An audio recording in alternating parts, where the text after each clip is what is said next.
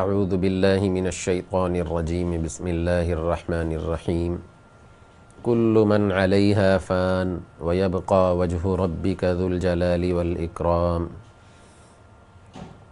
صدق اللہ العظیم۔ ہم گزشتہ 3 دن سے اس قومی سانحے اور حادثے کے سوگ میں ہیں۔ اس میں جانے والی سب جانیں ہی قیمتی تھیں۔ اللہ تعالیٰ ان سب شہداء کی مغفرت فرمائے اور ان سب کے پسماندگان کو صبر جمیل عطا فرمائے۔ ان کے پسماندگان کی کفالت کا اللہ تعالیٰ انتظام فرمائے، غیب سے انتظام فرمائے۔ جتنے بھی دکھی خاندان ہیں، ہم ان سب کے دکھ اور درد میں شریک ہیں اور ان کے لیے دعا گو ہیں۔ خاص طور پر اس میں جو ہمارے بہت ہی محبوب بھائی جنید جمشید صاحب کی جدائی ہم محسوس کر رہے ہیں۔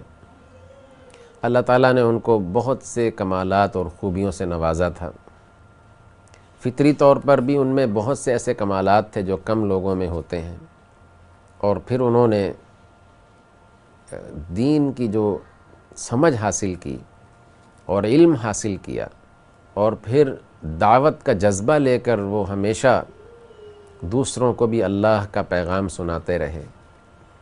اور اس دور میں میڈیا کے میدان میں جو انہوں نے دین کی خدمت کی اور اللہ کا پیغام سنایا، اللہ کی حمد، جناب نبی کریم صلی اللہ علیہ وسلم کی نعت اور جو ترانے پیش کیے، وہ ہمیشہ تاریخ میں یاد رکھے جائیں گے۔ اور آج ان کی شہادت اور ان کی اس طرح موت پر جو علمی حلقوں کی طرف سے بہت زیادہ دکھ کا اظہار کیا جا رہا ہے، اس کی وجہ بھی یہ ہے کہ اس طرح کے منفرد اور ممتاز لوگ وہ آسانی سے نہیں بنا کرتے۔ ہزاروں سال نرگس اپنی بے نوری پہ روتی ہے، بڑی مشکل سے ہوتا ہے چمن میں دیدہ ور پیدا۔ اللہ تعالیٰ نے ان کو جو خوبیاں اور کمالات دیے تھے، وہ سب انہوں نے دین کی دعوت اور خدمت کے لیے وقف کر دیے تھے۔ آج ہم دور دور تک دیکھ رہے ہیں کہ کوئی ایسا شخص ابھی نظر نہیں آ رہا کہ جو ان کی جگہ لے سکے۔